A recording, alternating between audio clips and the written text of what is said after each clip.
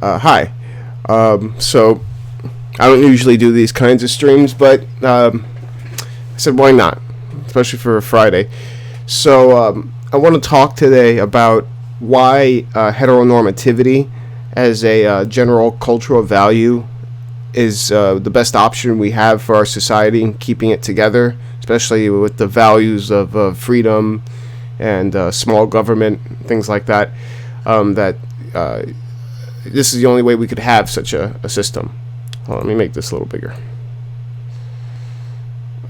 So it kind of cut to the top of my head. Doesn't matter. Okay, so make this big here. All right. So when I mean heteronormativity, I don't mean that everyone is the same. What I mean is that the assumption in like the default for people would be like that, heteronormative relationships. Now, that doesn't mean, again, like for instance, I'll give you a quick example.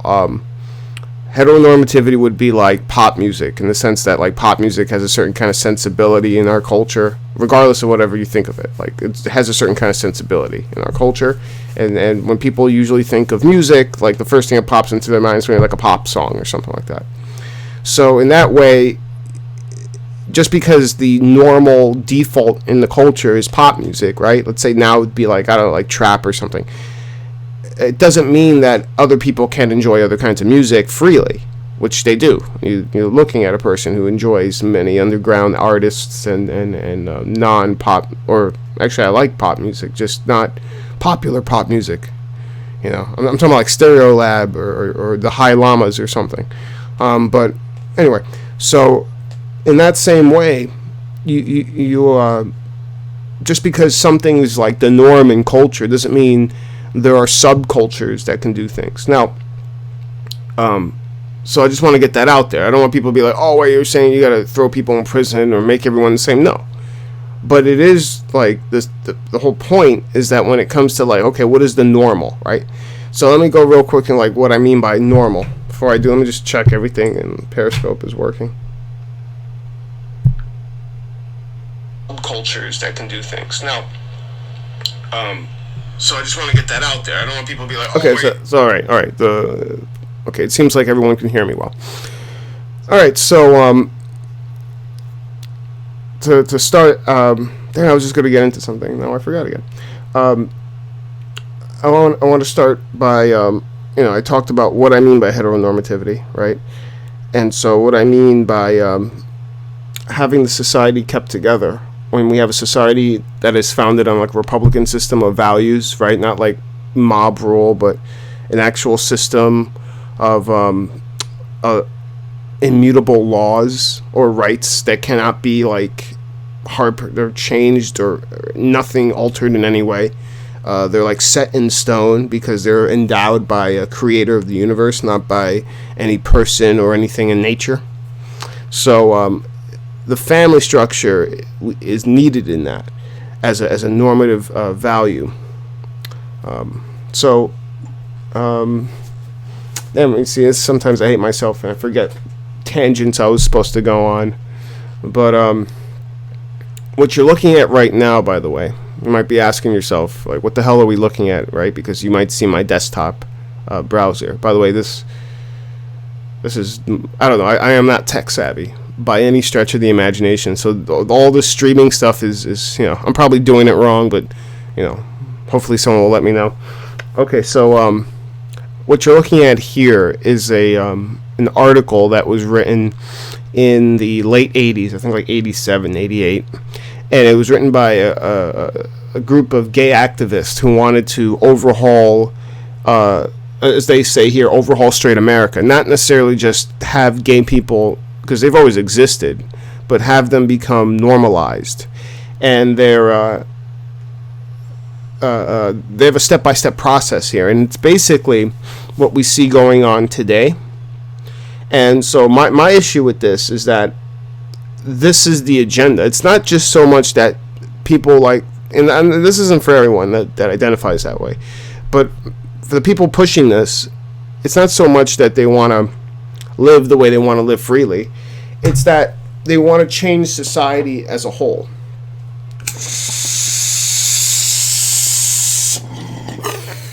literally change people's opinions and change their points of view on matters that have to do with them, as opposed to like tolerance, which is just, you get to exist, but I don't like you, right?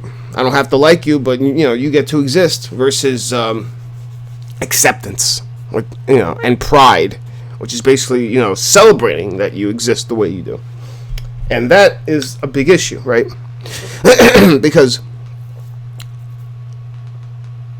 people come from people.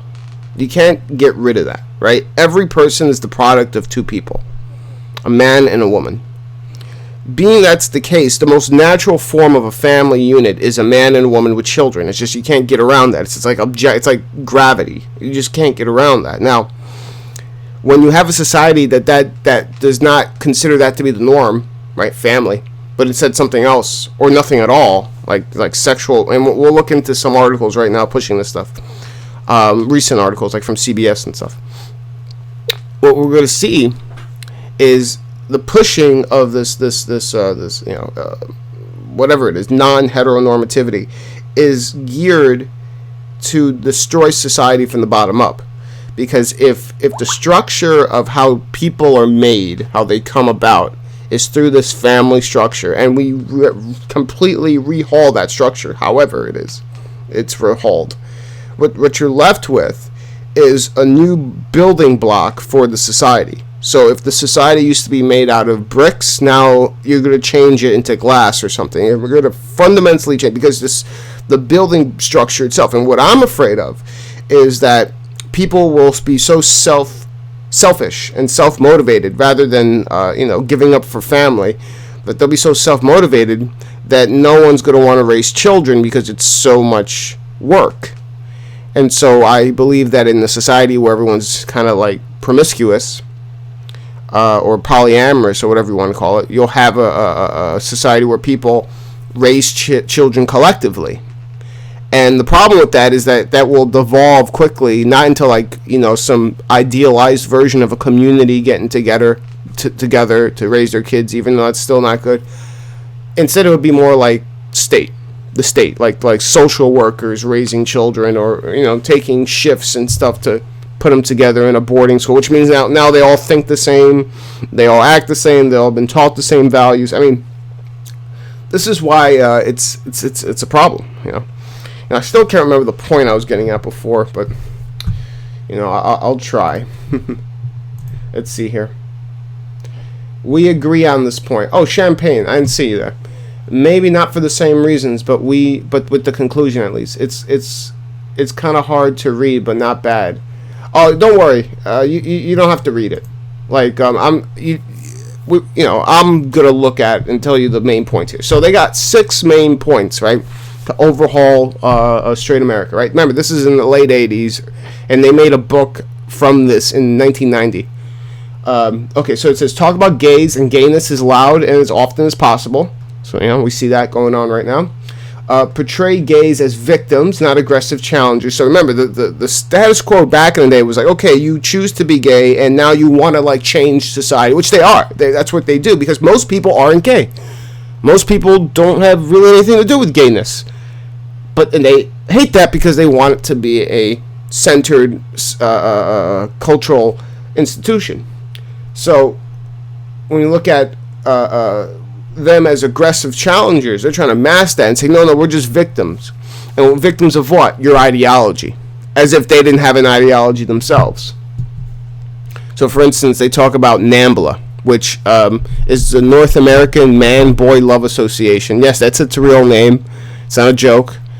And they are accepted by the UN. So, if the same UN that would accept a charity group or something, or a women's rights group somewhere, some non-governmental organization that's for women's rights, UNESCO, whatever, they also accept NAMBLA, because to them it's okay if you have a bunch of men who want to lower the rate of consent. The rate. I'm sorry. Not the rate of consent.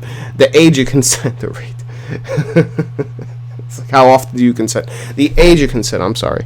That is what they're trying to lower there. And so it's just like, okay. So they talk about R-type people and Q-type, you know? So it's like they say the spokesman of their cause must be an R-type rather than a Q-type.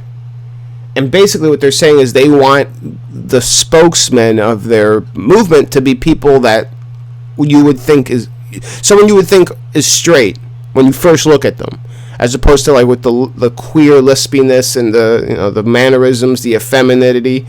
They're like, no, we want someone who looks like they're straight, to be their spokesman, which we see a lot of today. Instead of the Q type people, right? This is, I guess, queer type. Number 3 is give protectors a just cause. And again, the idea here is to put them in line with the social movements of the 20th century, the mid-20th century, like, women's rights and African American, black rights, segregation and all that stuff. They want to put themselves in that same kind of stream so that they're able to, identify with it and be like, we're just chugging along this thing called justice, that this guy brought up. Hold on. Just make sure. See, I can't tell if a just cause. And again, okay, the idea. There we go. So that's number 3, right? You want to give them a just cause. By the way, this is like not too far off from like Rules for Radicals. What was it again? The guy's name, the devil of a dude, whatever his name was, the guy who wrote Rules for Radicals. I can't remember his name right now. This is kind of like the same formula, what you're having here. Make gays look good. Basically he's talking about, like, bring up people from history, like, Shakespeare, Socrates, Alexander the Great, Walt Whitman, and just be like, did you know these great people were gay? This is what they're teaching now to children mandatorily in Illinois and in the UK. They're teaching them not just like the history we were all taught, but they're also being taught the sexual preferences of these historical figures, as if these sexual preferences they had, it somehow contributed to their greatness. And I can't imagine what it must be for a child now growing up, seeing that like all the heroes are queers, and they're just like, well, how are you not going to be like pushed into that because you're like, well, everyone else is doing it. It's almost like how it was for women. It might still be like that, but how it was for women, even in the 2000s or even in the 90s, where in the high school or college setting they were like bi for show or something. But then once they leave, they just kind of jumped out of that lifestyle. These things really just don't matter on that level, and they're turning that into something like more. It's the same thing with the trans kids. You're taking like a phase that person goes through where they want to identify more with the other side of the spectrum, like a tomboy. Maybe instead of dolls, she wants the rough house. She doesn't want to freaking play house or something, and so. 90% of those kids just grow out of that. It's just, who knows what causes that. It's just people go through phases and stuff. And so, a lot of this stuff just like takes those phases and just kind of makes them permanent, But anyway, so it's just, these kids are being taught this. They're being taught basically, if you're gay, you're doing something right. Just think about it. Like someone goes up and says, I'm gay. And they're like, oh yeah, like would anyone get any applause if they're like, I'm straight? No. Make victimizers look bad. Obviously, right? You make everyone who doesn't like them look like a Nazi. Basically, that's what it's talking about here. Just make them all look like Nazis. You solicit funds, and this is what they're really good at. It's just getting lots and lots of money in. When I was before I was right wing or leaning right, I saw I didn't vote for Obama, but I was like subscribed to like Democrat like email lists and stuff. I forget. I think my ex did that. I'm not sure how I got them, but I would remember watching or seeing all these emails, and they fundraise like mad. You know, the only one that's close is Trump. You know, in terms of fundraising, because those people fundraise a lot too, but they're very organized. Because they're you're basically getting money from people who think like the world's gonna end and think like Hitler or some kind of evil thing is right around the corner. So they're just like, that's why these groups like the ADL and the SPLC are just like complete crap in their way of like fear mongering, because they only exist to fear monger. They can't exist otherwise. I'm just gonna make sure everything is working here. I don't want to like be doing this and realize I've been off stream for like 30 minutes. Okay. Get them on the TV. That's obvious, and we would put that with internet. Now start with the fine print.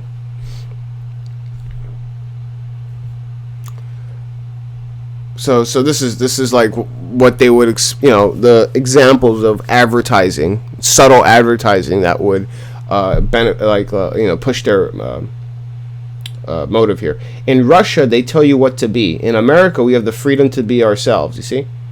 And to be the best, right? So it's kind of like setting the groundwork to be like, I could be what I want to be because that makes me American, right? That being gay makes me American, you see?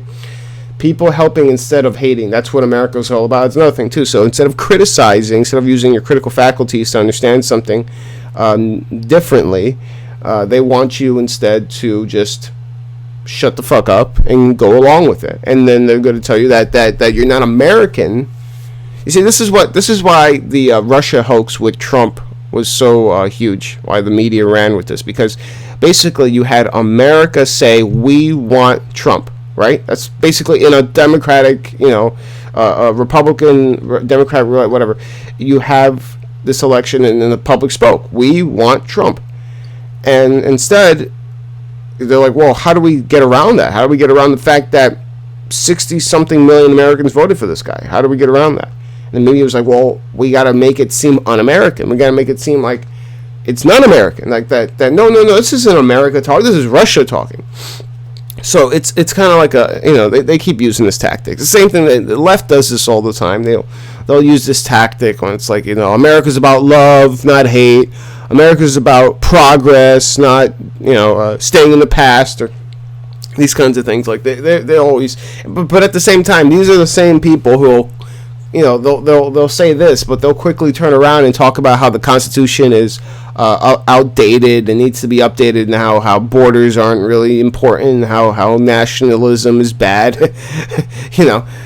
It's just it's everything they do almost is like a cafe. Like they got a buffet, and they're just like I want some of this, but keep that. But I like this, but I don't like that. Like it's just a bunch of stuff like that. Just one big cafeteria for them. This is their visual stages for you really ought to be in pictures, peekaboo advertising. So basically, it's just like a slow introduction of gay people into society through advertising. Like roll out the big guns. That would be like people who are testimonial. Like for instance, they talk about like having a boy or girl next door. Like average looking, but or a warm and lovable grandma type. And and they're like, watch this. There is someone special in their life, a long-term relationship. Their families are very important to them and are supportive of them. As far as they can remember, they've always been gay, and they were probably born gay. Probably this has nothing to do with being touched.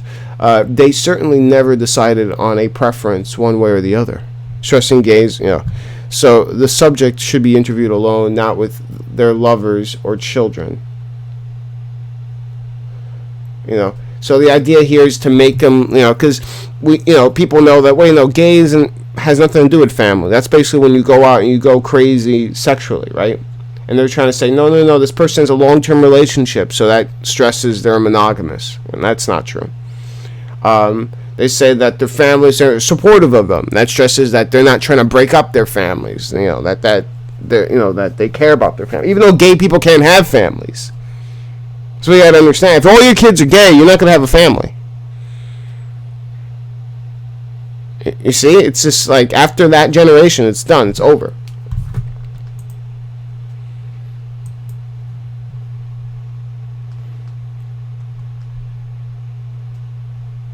So this article is from 1987. It's called "The Overhauling of Straight America," and it came out in It appeared in Guide magazine. Guide. A few years later, it was published. It was expanded into a book by Marshall Kirk, Hunter Madsen, and it was called "After the Ball: How America Will Conquer Its Fear of and Hatred of Gays in the 1990s." So now they get to speak for America, you know. As if we have, there's no good reasons for heteronormativity. As if like, oh no, any criticism of this push is just because you're not cultured enough. You're just so backward. You don't know anything, and it can't be any further from the truth. There's just just because we see a lack of it in the media doesn't mean there's like real good reasons to keep the family together. So let's kind of like go through some stuff that I got here, loosely compiled on the topic. And you know how this works here. We're doing it a little more fancier with my screen here, and I hope everything's still working well. Like I said, I think the chat function's working. I see some people's chats. Let me see what's going on here. After the ball. Okay. Am I off?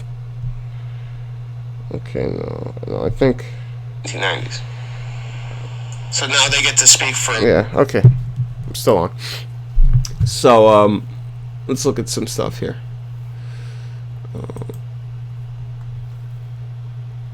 Follow this guy. He's really good at collecting a lot of this ridiculous stuff. Let me see if I have something here on the topic real quick. Okay, so you can see here that a lot of people keep trying to push this onto us here. Eye-opening news report reveals vile transphobic hate speech is being fueled by race and politics. Right. So the idea here is that Trump is a lot. People being transphobic is being fueled by right wing, by hate.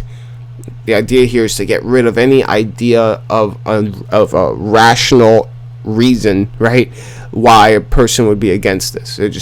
They want to make it seem that there is no reason, that it's all just hate, just pure hate.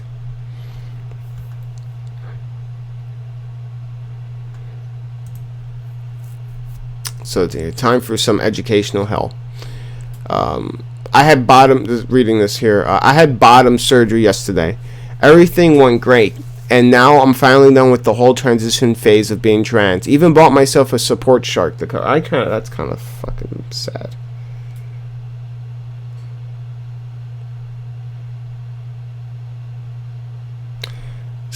I recently had someone pass away in my life, and when they were in the hospital, we bought them not a shark but a tiger. So it just kind of reminded me of that. The doctor was very, very clear that this would not be like a regular vagina, and I knew that before I met him. They did mention it would smell a little, but that it would literally fill a room with the smell of poop, and the smell is going to be caused by bacteria and will be there as long. So how many people know that when they go get their trans surgery? Do they know that their vagina is not going to smell like fish? If they don't wash it. No, it's always going to smell like shit. Probably because it's so close to the place where you shit. Like, it's so close to the anus that it's probably just taken in fecal matter. Because it doesn't have its own, it's not a vagina. It doesn't have its own lubricant. And then, all that stuff. It's just a literally a hole made in their body. But this is so nonchalant, man. That they're doing this to kids, guys. They're doing this shit to children. How can anyone deal with that? Shit. Let's see what's going on here. Okay, 24 minutes. What's this? Or I met him. They did mention it would. Okay, it works. Very good.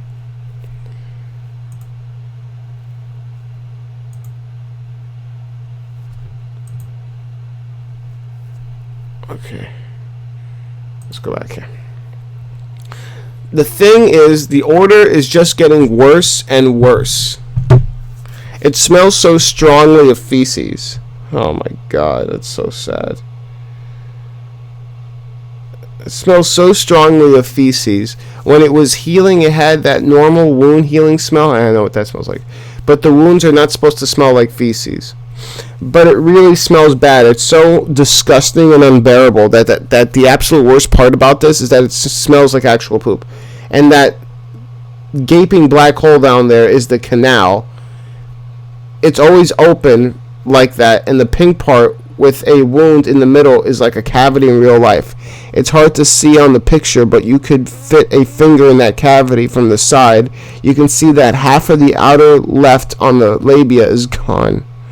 You see, what we're looking at here is not an established medical science. We're looking at experimentation. I mean, this is experimentation. I mean, they've been doing it for a long time. I mean, from what I understand, they've been doing sex change surgeries for almost 100 years, if not for 100. But they don't, even after 100 years, they don't have it boiled down to like, this is the way we're going to do it specifically, where it's always good. Basically, from what I understand, is they take what's there, let's say, and they put the hole in and they create some labia, and that's it. And there's no nerve endings or anything like that. So, ultimately, it's a purely cosmetic, superficial surgery. And yet, this superficial cosmetic surgery is supposed to change or at least express some inward invariant identity. And it just doesn't make sense. Honestly, with the support shark thing, I feel bad. I feel sad. When I'm looking at it like a young boy who probably loved sharks growing up. Like any young boy would like some crazy animal or something. And they get fucking brainwashed into this shit because maybe they just felt different about something and they didn't know, instead of fucking dealing with it and understanding, like, why do I feel different? Instead, just running immediately to affirming surgery. Like, they do that to the kids now in Australia. The Australian government recently said, if your child wants to get the surgery, they don't need counseling anymore. They go straight to affirming or hormones. Meaning, like, the thing they used to do where they would sit you down and try to figure out, like, where are these feelings really coming from? And maybe, like, 5 or 2% of those people who would go through that would be like, yeah, okay, I guess this person really has this thing that they would feel better if they didn't have it, or if they changed themselves. But it's like, it's so small, man. And it just, oh, man. Like, I think about, like, what if, like, they did that to Jazz Jennings, right? And Jazz was a minor, or is a minor. It's just, I don't know, it's just the shark thing, really, because it just reminds me of, like, these people are kids, we were all kids, and how fragile that is, and they're doing this to them.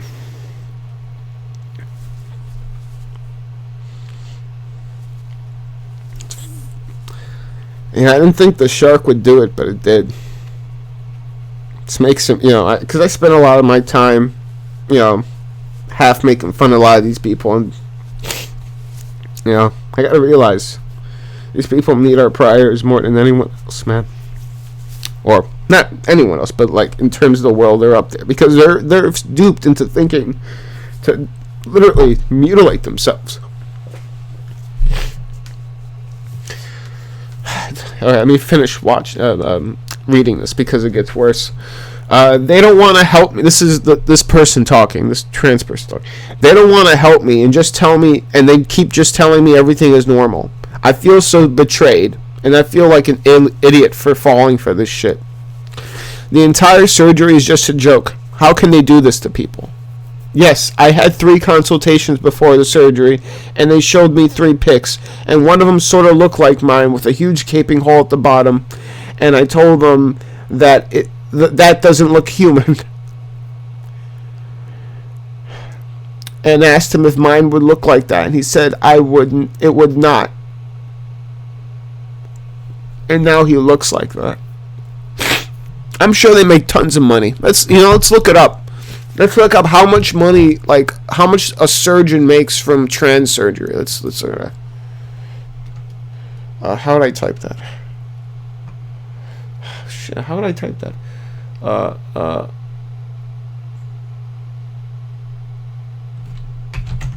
And amount for trans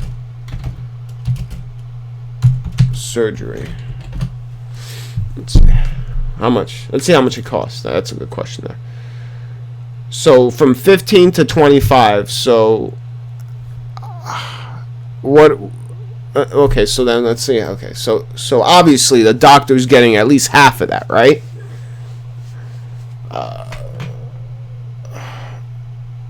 No.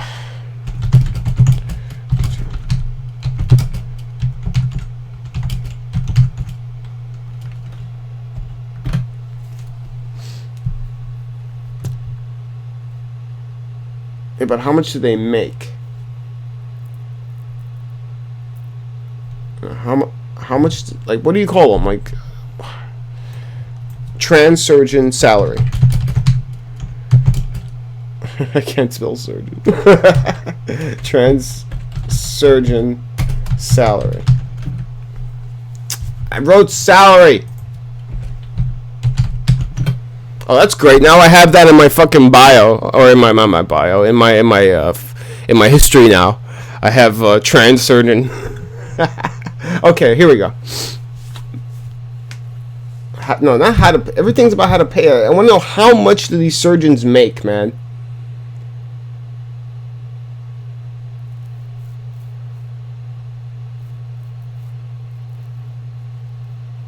Look at this. Check this out, guys. The Guardian. Meet the gender reassignment surgeons. Look at that. Demand is going through the roof. Oh, business is good, huh? Business is fucking great, isn't it?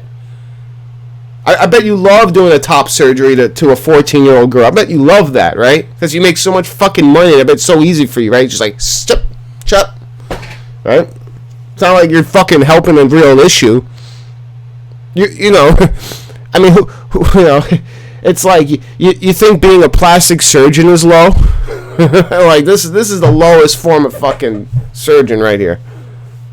Like these kinds of surgeons make plastic surgeons, like, you know, the people who do like nose jobs and things like that. They make them look like heart surgeons, you know, like they make them look like a Ben Carson, someone who could, like, you know, separate 2 conjoined twins at the head, you know, when he's like 30 or something. Like, yeah, plastic surgeons look like Ben Carson when you compare them to this fuck right here. These people. Look at this. Oh, look at that. There's just simply not enough people in Britain who know how to make a vagina. You mean who know how to destroy a penis? We need more surgeons. Look at that. And I'm sure that means the money's going up too, right? Look, there's a waiting list. There's a waiting list for people who want it. This is so crazy. It's been growing 20% per year. That's not normal, guys. You're telling me that it's growing by 1 in 5 every year, or 20, you know, 20%? That's a huge number to be growing by. If your company was growing by 28% every year, you know, that's pretty good. You know, people would be fine with 10% freaking revenue and growth rate. And it's like 20 here.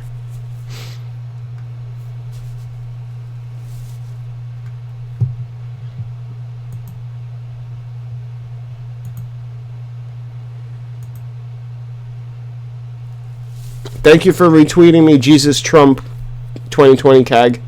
Thank you so much. I appreciate it. Let's go back to the article here. Where's the article? Here it is. The situation is not likely to improve in the short term.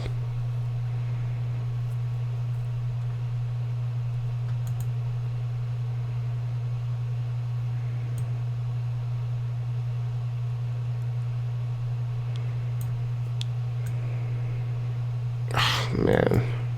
By the way, I didn't know this till a while ago. The female to male surgery consists of getting like a whole like graft of skin from your leg. Like they literally just like take off half the skin on your thigh, and then they like wrap that around like a burrito, and then it looks nothing at all. I mean, it's just like this guy said here. Like, how can they do this to people? How can they do something like this to people?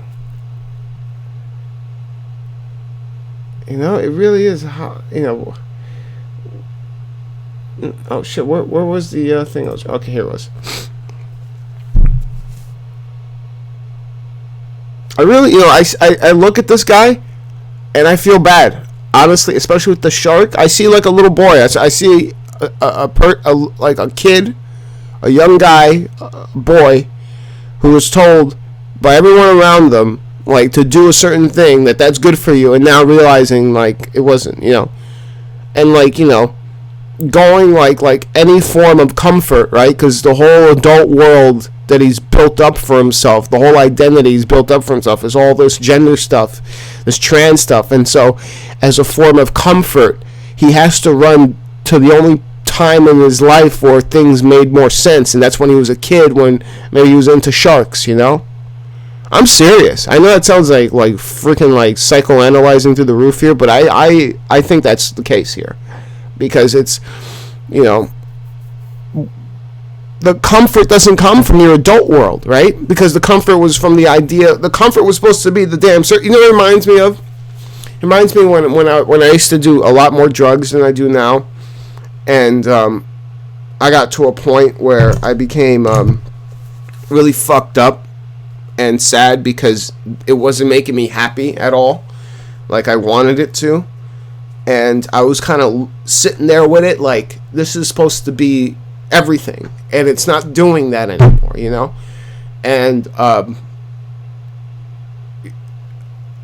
reverted to like old cartoons I would watch just to get some sort of pleasure, because everything around me just reminded me of the failure of that was like in my adult world. And like I had to literally like start watching like Simpsons and things like that, because it was just, there was nothing like of comfort that I grabbed onto, because it's like this world I made for myself was shit, and it was all of my doing. You know, I thought I knew everything, and I thought I could, you know, and I'm still, you know, again, shit from that, but you know, but I didn't cut off my genitals. I mean, like, you know, and this person was, you know, so I empathize with that, and that idea of like creating a world for yourself, and realizing that you didn't know shit to begin with to make a world, and now you feel, but the, you know, this person feels even more, dude, because I wasn't egged on by anybody. I did everything on, you know, because I wanted to, you know, sometimes in spite of others.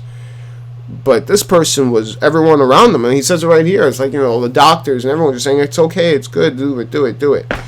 And now they're like, you know, and so they grab onto that shark because that's like the last thing they remember giving them comfort. That wasn't some trans identity ideology. You know, it really shouldn't be this much. It shouldn't be this much of an issue. Anyone's identity and sex, or it really shouldn't. You know, your occupation should be your occupation and your family, and Jesus Christ too. But you know, assuming, you know, most people are secular, those are the things that should matter the most in your life, that you should talk about the most. You know, the things you work on, maybe hobbies, your family, your loves, but not your freaking sex and your gender and the way you express it. No one should obsess over that. And here we are, and this is the outcome where we could, you know, I mean, just think about that, guys. It's not, remember, this isn't like a surgery like heart surgery where they're like, okay, we've done this, you know, we know how it is, we've perfected it to a certain degree, there's a success rate. They're just saying, listen, the political ideology wants us to chop up genitals.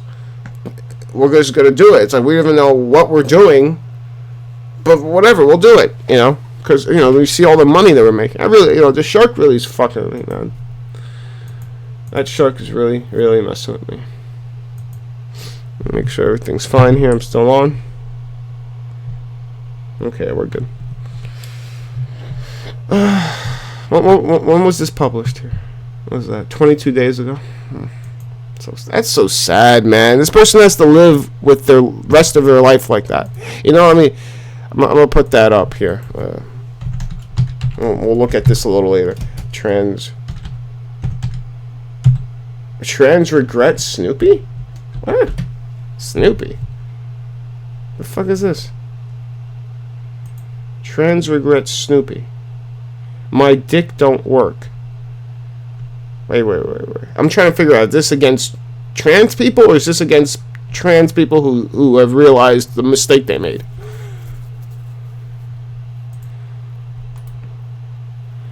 By the way, if anything fucked up comes on, I'm sorry. I don't know, this is Twitter. It could be anything here.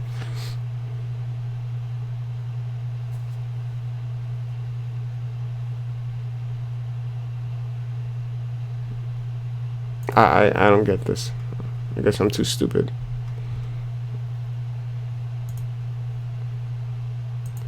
I guess this is not... Yeah, I guess I'm just wasting my time here. This has nothing to do with anything.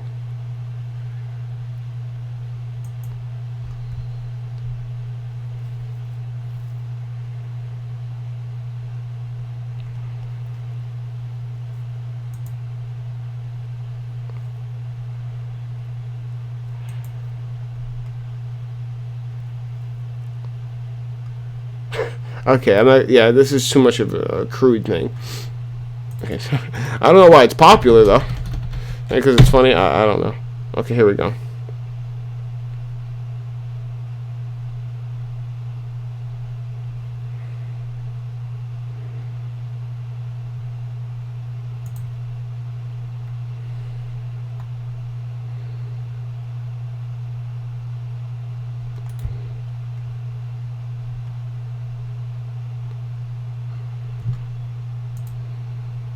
When I was 9 years old, I was raped by one of my father's employees, which caused a lot of confusion in my mind.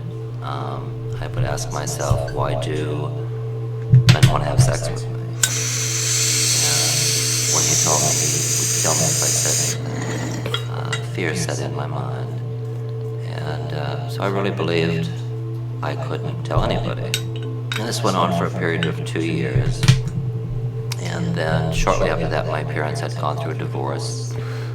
And then I eventually would move to Portland, Maine, I think the age of 17. But as a couple of years went by, I was in Daring Oaks Park, and I had met some men there, and they invited me to do some drinking with them. Oh, man. And I did, and they invited me back to their apartment.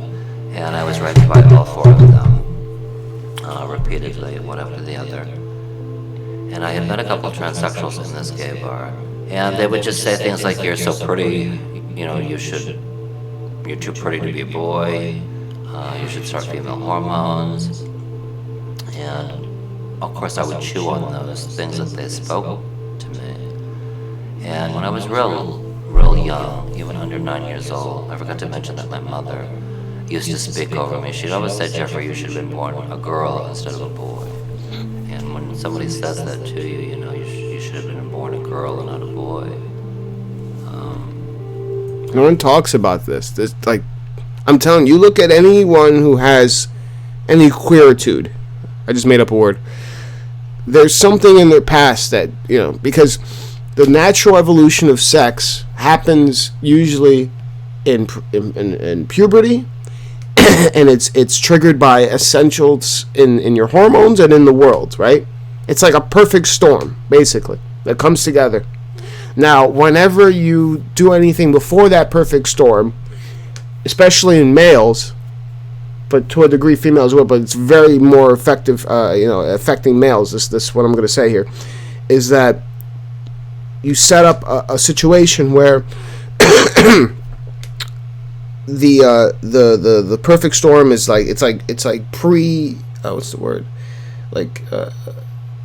premature, right? Literally.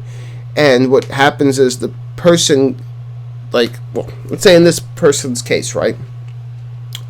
There's a guy and he gets abused by the guy. So sex, as I've said many times before, is a binary. it's a dichotomy, or a dynamic. Sorry, not dichotomy. It's a dynamic between a male energy and a female energy. It doesn't matter if it's two guys or two girls or whatever. It's always that dynamic dyad of there's an imposing force and a receiving. There's a pitcher and a catcher, for lack of a better term here. So when the boy in the situation is put in that position, right? Not in the normal position of seeking, of getting to puberty and seeing a girl that he likes and then trying to go after her, right? That sets up all this like psychology to go behind it, him, because he's now in the position of a male, of going there and insinuating, right? That's why it's always weird when a girl comes up to you first. That I mean, even though that's happened to me many times, it's weirdly aggressive. Because it kind of puts you in the position of as a submissive. You're like, you're the one being reacted. No, you're the one reacting, as opposed to the one initiating. So anyway, so when that happens in that perfect storm in high school or something, where the guy goes after that girl that he likes, he's put in that position of dominance, which is that natural position for him, which brings along the male stuff. Now, if it happens in this premature way, where like in this guy's situation, it's they are prematurely brought into it and are put into a submissive position, they then get imprinted with that, right? Because your first sexual experiences, especially for males, are very influential for the rest of your life. And so if your first ones are where you're put in this position of being a submissive, then you're going to embody that submissive, that femininity that comes along with it, right? To the point where basically your manhood, your identity was taken from you in that act, and that through a weird, and I know this is Freudian, but it makes sense, through a weird kind of like inverse way of trying to get your manhood back, you allow men to keep assaulting you or raping you, thinking that in the process you're going to get back the manhood that you lost, that was taken from you initially. Because when you're put in that submissive position, especially as young, your manhood, your like your inheritance of that part of you that's like initiating force, that gets taken away from you. And so that's why the whole of femininity comes out of that. It's not just someone who has a certain, it's literally like an over-encompassing thing that hits through the personality. It's not just like a little, it's not like being gay for them or trans is a like a, I don't know, like a little tick or something that people's like, yeah, every time I do this I go like this or something. Like, it's not, but it's not a big deal. It's like, no, we're talking about something that encompasses the whole personality because of this, because it goes away, it takes away their inheritance and what they're here for. So it's sad. It absolutely is sad.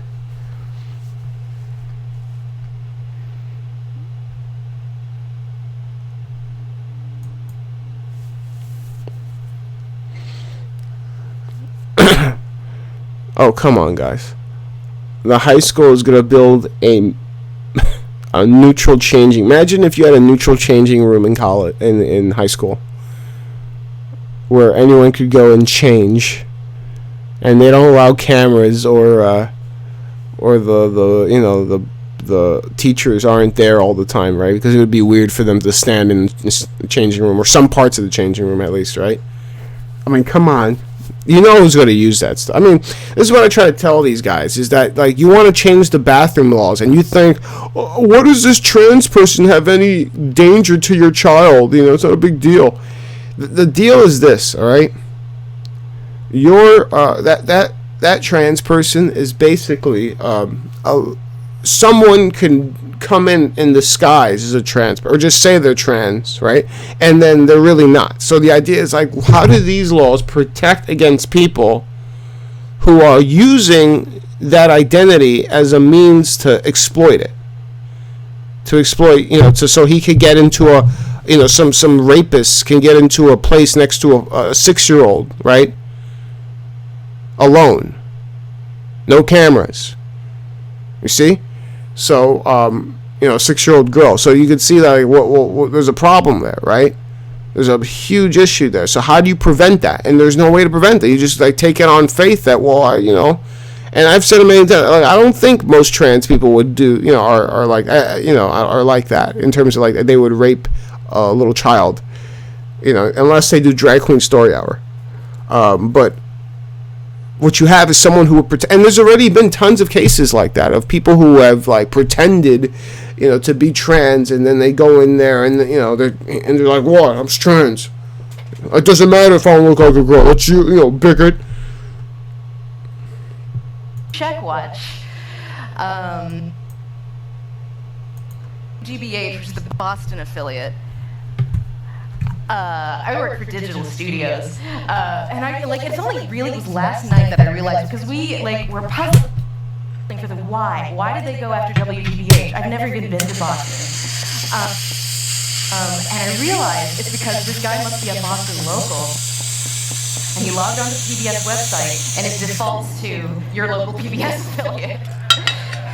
So the Boston affiliate paid the price for that. I don't know. So you also can't see, because this tweet is obviously gone because this account is gone.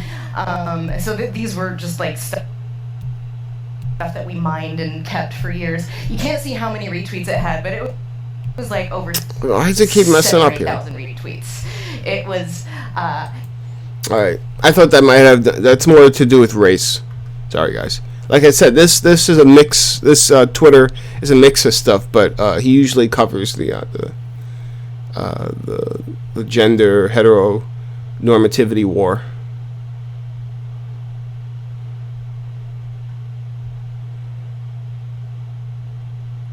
This plays into it. Yeah. So most people my age bracket, want to rewrite the First Amendment to include, or to talk about hate speech, to make it, say, oh yeah, speech is okay unless it offends a certain group of people, subgroup of people, a special protected class of people. Which, I mean, does that not sound like racism in of itself? That no, if you are this group, you cannot talk about this group. I mean, when I talk to certain people about this, they agree with me, and they say, well, it's like a pendulum. The pendulum was swinging one way, and now it has to swing the other way. And I say, wait, no, this isn't a pendulum. This isn't a pendulum at all. This is like a road that we're traveling. There's no oscillation. Because, look, if it really is a pendulum, then there's no such thing as progress. It's just going back and forth between two extremes. I'm like, that's not what we see. We're traveling a road, So it's just amazing, man. What's this here? Okay, this has to do with kids, so. Mental makeup. There's a new with fantastic. Okay, guys, I don't know why this is getting so choppy, all the videos here. Let me see. With fantastic wigs, fabulous shoes, and monumental makeup. Oh, that is stunning. There's a new craze for boys. Ooh, she is gonna look fabulous. I'm sickening. I don't look a woman, I love it. Drag.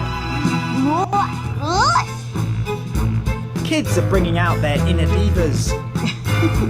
There's no way I'm lip syncing. There is no way. Thank you. And strutting their stuff. Cowboy? Yeah. Bring it on. Wow. These pre-teen queens Ooh, I need those shoes. are following their dreams. I love it. Dream? What are their dreams? So nice. What's the virtue? What are they doing? Oh my god, this can't be happening. They're just wearing sexualized clothes. When people go around, they say, "Oh, haven't you played dress up when you were a kid?" Like, excuse me? Excuse me? Dress up? What? Yeah, I dressed up like Power Rangers or like Ninja Turtle. I didn't dress up like a whore. Why are we pretending? Like, it's not like they're dressing up as like anything. No, they're dressing up specifically as caricatures of promiscuous women. I mean, just look at what we're looking at right now. If you had to guess the gender real quick, like who? Look, there's a hairband, the eyeliner. I mean, it's not like he's wearing like a bunch of different things that you're like, what the hell is that? No, you're looking at someone trying to look like a woman, and a promiscuous woman at that. I hope I'm getting all the chat. If people are adding stuff, I'm not seeing it. But who knows? I'm pretty boring, so anyway. So it's like, look, and yeah, exactly like the guy said here. I failed to see a father in that clip. That's absolutely true. There's no father. Man, is it the fact I'm running the stream that the thing is all choppy now? That could be it, right? That's probably it, huh? Oh, look at this. That's great, right? That's real educational and diversifying or whatever, right?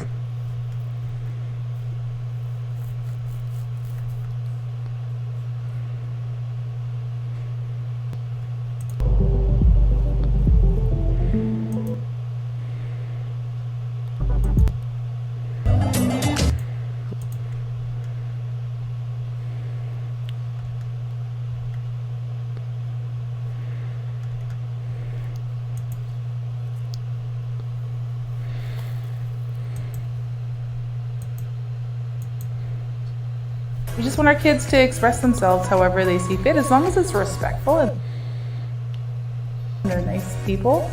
We really don't care. When he was about 2, he came to me with Mr. Potato Head earrings and asked me to put makeup on him. So we did a little drag photo shoot, and he duck faced.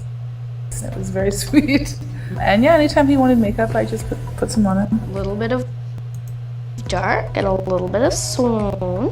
When he was about 7, we started watching RuPaul's Drag Race. I think when he saw that was an actual art form and they could be whatever they wanted, I think he decided that that's when. Fuck, I hate McAfee, man. His life. It's overwhelming. Always running at freaking firewall bullshit at the worst possible times. Being so well received, and she's pretty good at what she does. What do you mean she? It's a he. My advice to you Look is at that. keep going. Like, imagine like you're like, okay, what's a good role model for my kid? Learn your lyrics well. Give them face, give them choreography, give them a lot of energy. They will always remember. Look, guys, are you gonna pretend that this is not dressed up as a whore, as a female, a caricature of a female promiscuous woman? Are we gonna pretend that this is just some wholesome shit with a choker on and everything?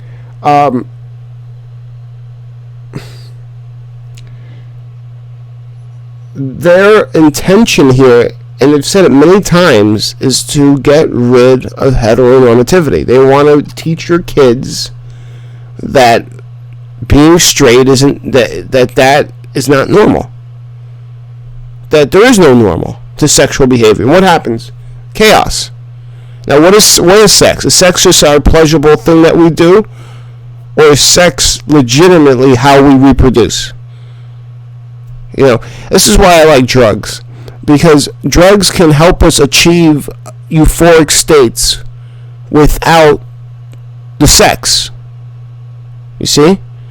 Otherwise, we wouldn't be able to, because sex is very euphoric. But you can't match it. But what do? You could do some. I'm not saying all drugs are good, but I'm saying that the fact that you have some substances that release dopamine in sustainable, reliable ways, to a degree, then it's like, well, okay, I could, I don't need the sex for a dopamine rush. I could do this. It's much more natural and much more authentic and much more honest than just, casually hooking up just because you want to feel some dopamine squirt in your brain, So it's, instead, they want to diversify sex to this level. Energy.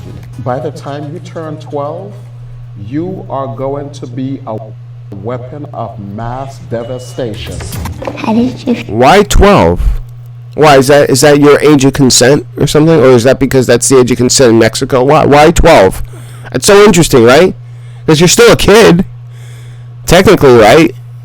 But why 12? Why 12? Because 12 is when you don't feel bad. You're like, well, he's too young now. I feel bad. But 12 is not that. Feel when I first told you I was a girl? I felt scared because I already knew in my heart. It's wonderful to be great parents. What? I already knew in my heart. Yeah, so I'm sure you never, like, pushed that on them. But if you're raising a child as part of a couple, you also have to be an outstanding partner and spouse.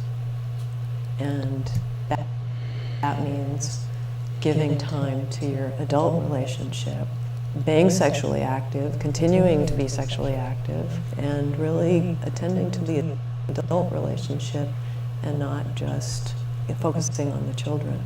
What do you want to... So, AKA, she's saying that, a true relationship is where, you're not only focusing on raising your kids, but you're also focusing on getting as much ass or dick or whatever as you can.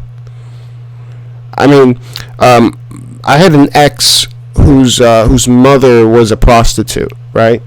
And, her second child, her first daughter, right, who, maybe, she was probably like 10 years older than me. Like, I knew her when she was like 28, and I was like maybe 17. Anyway, so, it was like a while ago. But, she told us stories, or no, she didn't tell me, but my girlfriend at the time told me the story told her about how her mom would bring clients or guys over, and she would have to, like, suffer through hearing her get fucked, like, every night, almost, like, imagine that. Imagine me, like, next room, hear bang, bang, and hear, all that shit, every night. And it's like, you know what it is. That, by the way, at that time, she was very promiscuous, like, looking, she was very, very slutty dressing, and did a lot of clubbing, and very superficial focus, and then she had a 9-year-old daughter at that time. I guess she, got impregnated, like, at 20, and she had a 9-year-old daughter who also was dressing like her mother, with a lot of makeup, and the midriff, and the tight clothing, and stuff like that. So, it's for her to say that they want to, like, focus on their adult relationships, meaning different people, and that means multiple sex partners and things like that. I think about that story. I think about how it ruined these people. But also on top of that,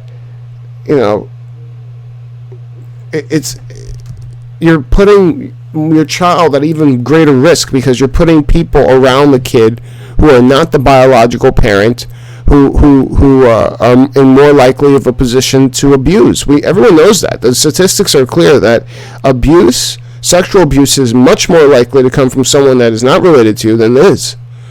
And so, for instance, you're much more likely to be abused by a step-parent than you are by a biological parent.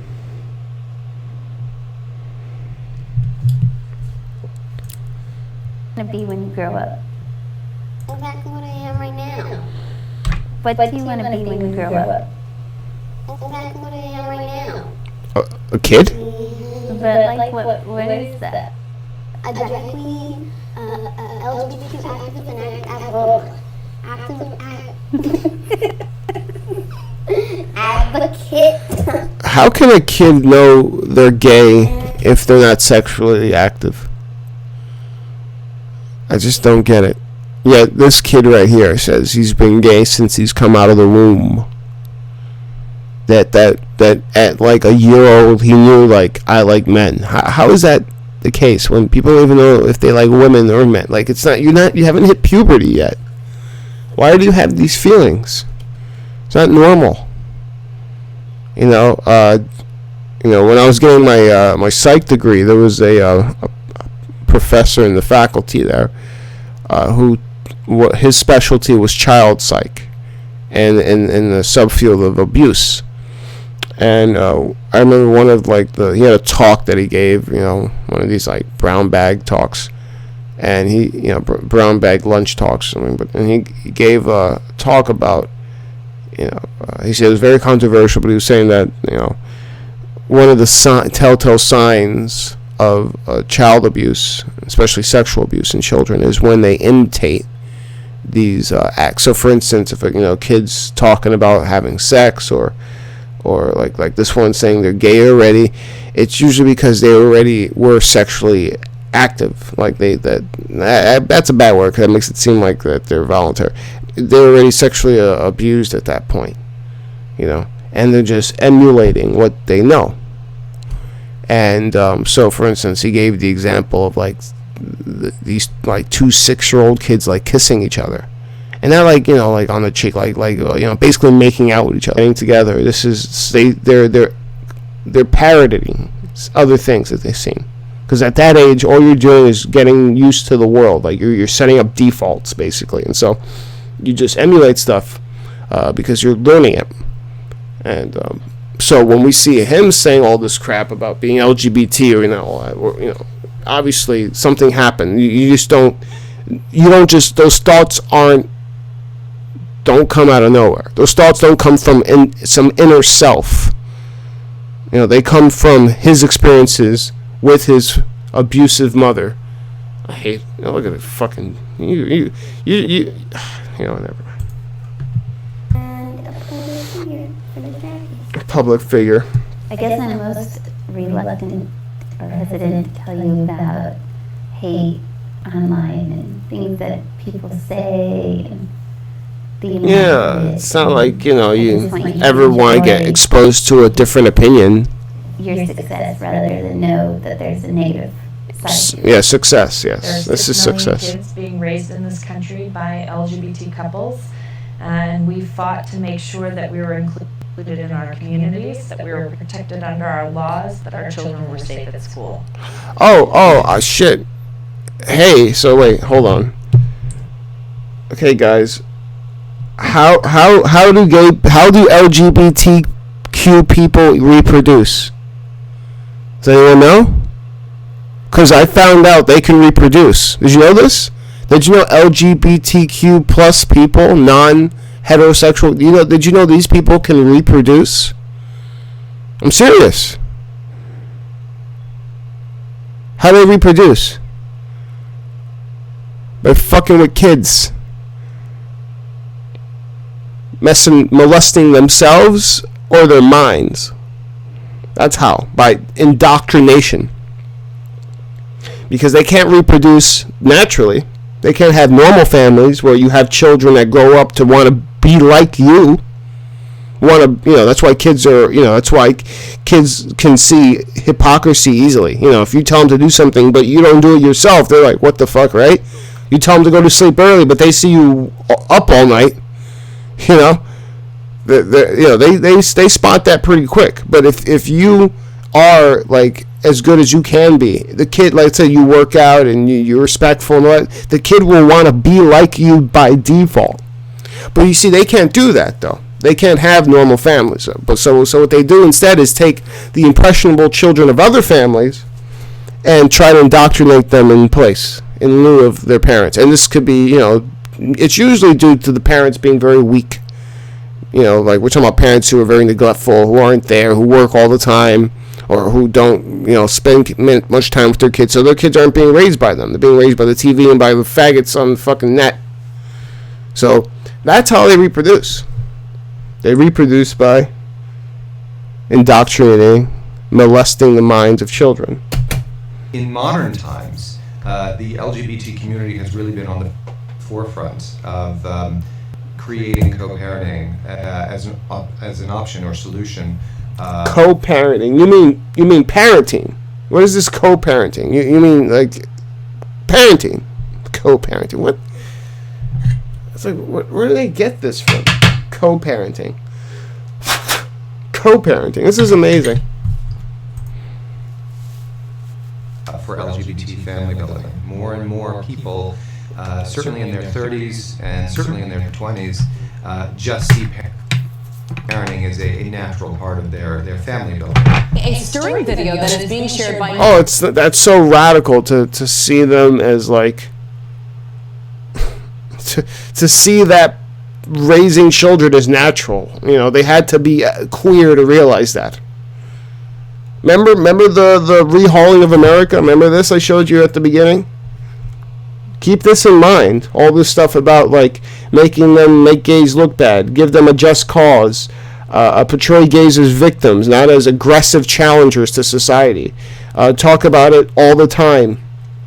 You know, get a bunch of money, make the people who are against it look bad. Get yourself on the air, you know, use fine print, all that stuff.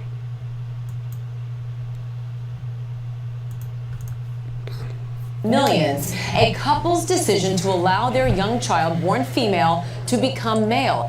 Last week, California parents Jeff and Hillary Whittington posted a video to YouTube about their 6-year-old transgender child, Ryland. A 7-minute clip that now has more than 3 million views and counting. The video explains how Ryland, who was born a girl, began insisting she was actually a boy as soon as she could speak. This is my sister, Lily, and I know brother. The Whittingtons say... Like, how do they even know what a boy or a girl is? Like, why don't you ask them, like, how do you know that? Because mom says it. Therapist Darlene Tando, they soon realized this was more than just a tomboy phase. There's huge benefits to doing this earlier in life. It's really just like they've been handed this gift that everyone around them all of a sudden starts seeing them for who they really are. Okay.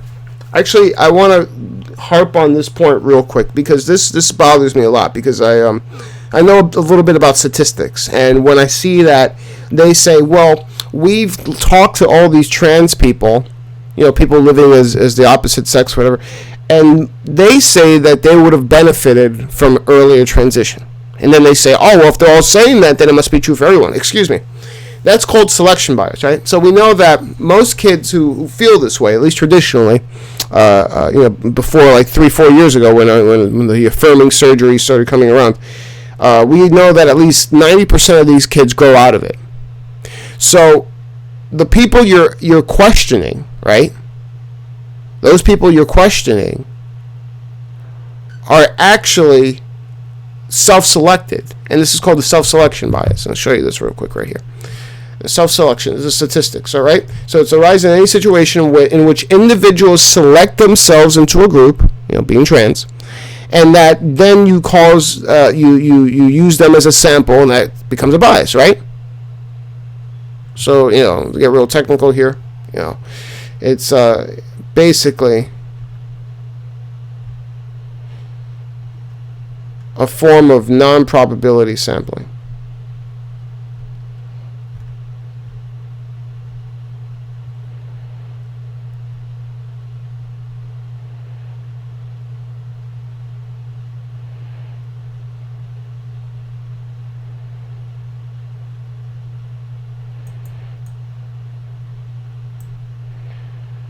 So what you have here is basically a self-selection bias. Hold on. There's a specific... hold on. Okay, here we go. The main elements. So second, self-selection, where persons participate in an where persons volunteer to participate in a study. Okay? So whenever you have people... Whenever you are selecting people who decide to be part of your study or your survey, whatever it is, in this case, who decide to be trans, and then you select them as a sample of just people in general, or you know what I mean, that's a bias. That's like fundamental error. You can't do that. You get really bad data. So data that's so bad that it suggests children should have reaffirming surgery. You see how you understand this? Selection comes, so random assignment. Selection comes from the participants themselves, self-selection, or from others. Self-selection means that participants themselves select their condition. For example, the students in example 4.1 were free to choose the new or standard statistics course. Other selection means that other persons or institutes deliberately assign participants to conditions. For example, teachers who assign their students to either the standard or a new arithmetic program, or a psychotherapy institute that assigns its patients to either the new or standard treatment. In both self and other selection, bias occurs when the participants of different conditions differ in their characteristics. So what they're saying here is the best way to control for this, and this is always the case in all okay, what's the best way to control for bias across the board in statistics? It's randomization. It's basically it. You want to randomize. And so when you get a bunch of people who decided to be trans, you're not looking at a randomized sample. And yet you want to use that group of people to then illuminate how you treat all these other children. When, it's not, it's horrible, man. I mean, if someone went up to me when I was like 9 and was like, we had a surgery to make you Japanese, I would say yes. Or to make you like into an anime character, I would say yes. So regardless of I can't believe if I did that now and I would be facing the repercussions of that, my eyes, whatever they would do to it, or I can't imagine.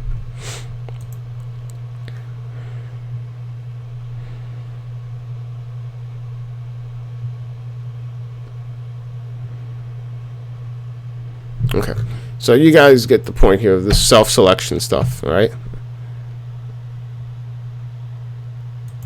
And here's another example of it right here. Okay, this is only 2 pages. The problem of selection bias in economic and social stats arises when a rule other than a simple random sampling is used to sample the underlying population, such as children. That is the object of interest, or children who are gender atypical, right? Children who seem to show some kind of weirdness with gender, whatever it is. So we know, like I said, 90% of them grow out of it. The distorted representation of a true population as a consequence of a sampling rule is the essence of the selection problem. Hold on a second here.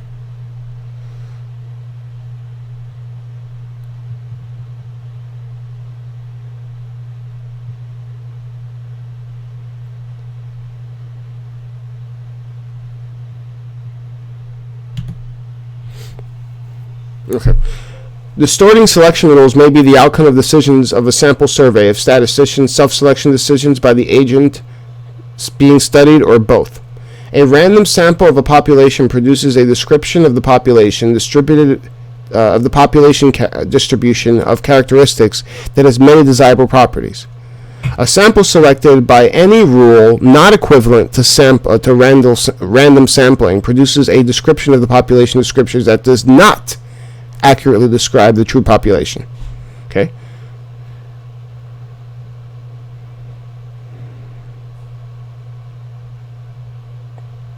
They get real technical about it. Look at this. Here's a mathematical definition of it.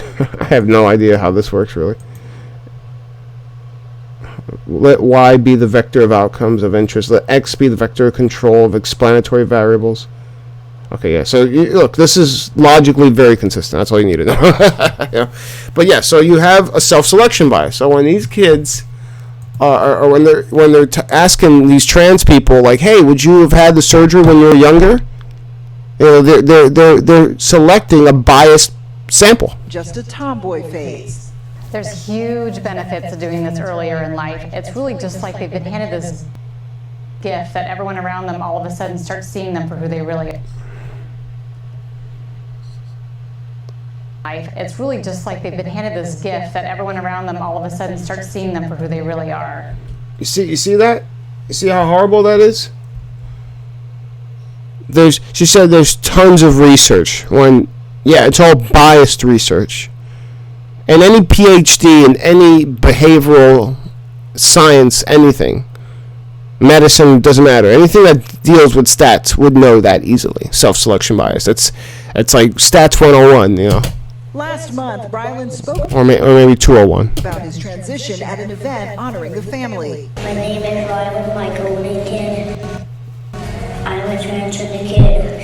I'm the happiest I've ever been in my whole life.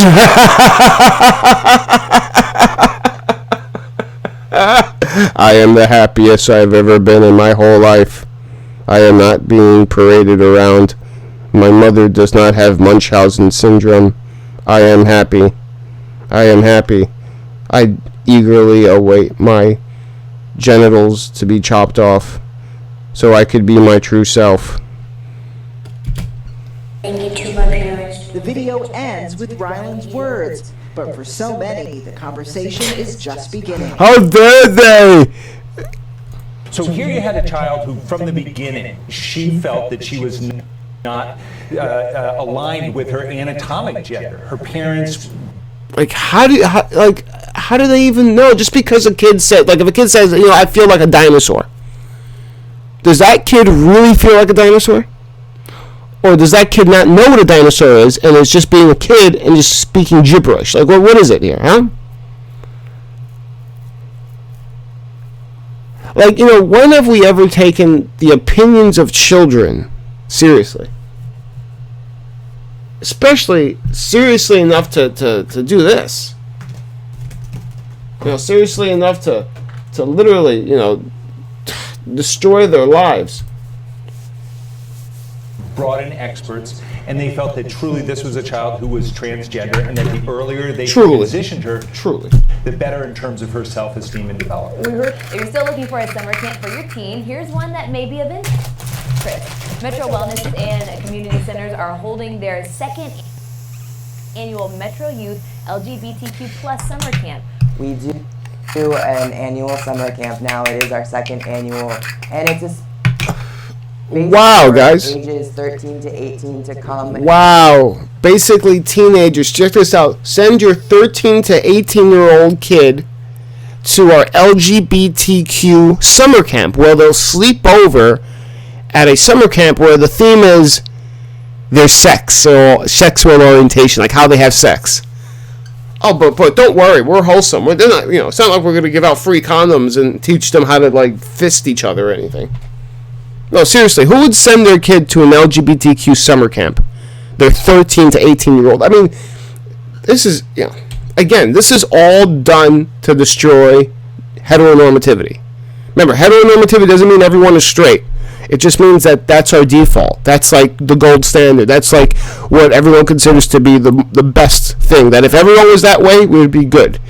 But if everyone was LGBTQ, the world would fall apart. How would we would have to become a totalitarian state because people would not want to raise their children because they're so not into it. Let alone if they even have kids.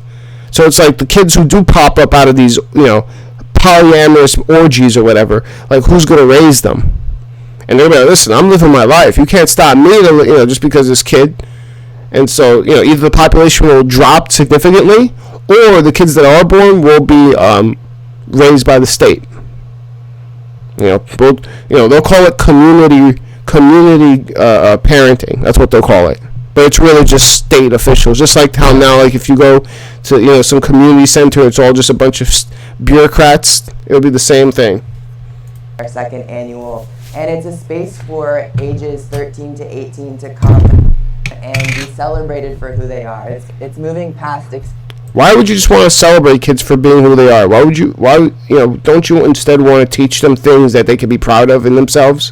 Or maybe not pride, just things that they can learn and become better people and learn how to help people and grow, as opposed to just saying, I'm the greatest, pride for me. Acceptance and bringing youth in to be celebrated for who they are. HIV outreach prevention and continued care. HIV outreach. Free HIV and hepatitis C testing daily. And we also do LGBTQ plus social programming. And we also do LGBTQ plus social programming. Meet 9-year-old Q. Q happens to identify as transgender. Happens to. At first, Q couldn't put a name to how he was feeling. As transgender people appear in TV shows and on magazine covers, More kids are coming out at younger ages. These kids are raising questions about how to create safer schools and when they should go on hormones if they want to. If they want to. But some Yeah, like, because yeah, if they want to, as if like they could really make those kinds of decisions for themselves, yeah, if they want to. wrong pronoun. When they say she. And then you have friends that also help a lot of friends that understand that they have no doubt. This is a normal thing. It's absolutely normal. Normal. That's has his own so. It's so normal. We need to give them hormone blockers to change their bodies like chemistry from the bottom up because it's so normal.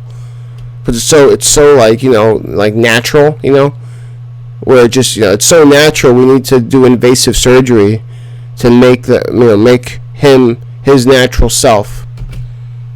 Definition of being trans. Different and cool. It's actually not that different than if a woman is on hormonal birth control and their cycle stops. So I stopped taking my hormones and eventually my cycle came back. Oh, Jesus Christ. The positive. Imagine if your girlfriend wanted to look like that. Oh my God. What?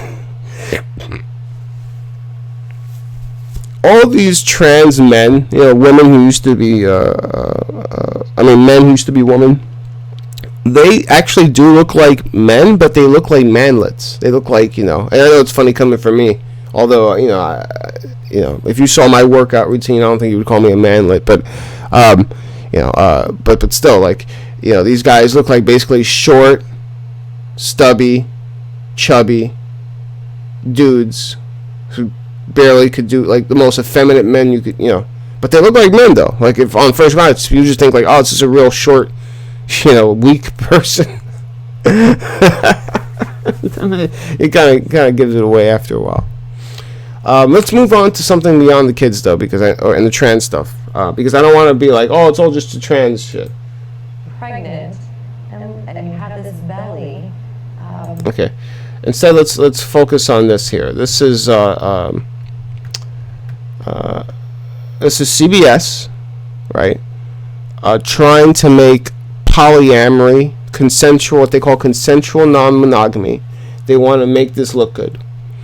And I find this funny that they published this, a couple of days after the Representative Kate Hill fiasco, where there were those pictures of her, like, combing the hair of some staffer, like her intern, basically naked, and then it was exposed that she was like into threesomes and all that stuff. So that comes out, and then of course CBSN a couple days later puts out this report, right? This expose on, or not an expose, but this cover story on why polyamory is just normal. It's fine. It's average. Here's some of it. In my whole life. After many attempts after that, kind of just dissolved that, and I fully committed to the idea that if you're going to date me, you're going to understand that I'm going to be polyamorous. Monogamous heterosexual family is a thoroughly modern invention. It's not. Professor of history from Duke University, what looks like a green stone is on his head, and here he is telling you that the modern family, a heterosexual man and woman family, that is a modern invention, not his fucking faggotry, not that, not his fucking hair, no. The fact that a man and woman together have children, that's a modern invention. This fucking piece of shit, because he has a PhD, people, I don't give a fuck if he has a PhD, okay? PhD don't scare me, all right? The academy doesn't scare me. The academy doesn't intimidate me, because I know that most of them in the academy they can barely even do what they do already. Most of them are even scared to go a step out of their domain because they know they don't know a fucking thing. And this guy wants to tell us that, oh, because you don't understand, I defined it differently. Like, you know how, like, we have our own home and, like, the parents are away from the grandparents and the uncles, and it's all just, like, basically, like, the most nuclear part of the family living alone? That's how I defined it. Oh, yeah, shithole. Yeah, but, like, no, the people listening to you don't know that. They don't know that you define family not as a man and a woman who have children, but you defined it as when they live separate from their extended family, which is what's the truth, right? Because before the Industrial Revolution, we used to live in bigger homes with more people in them. You know, multi-generational homes, which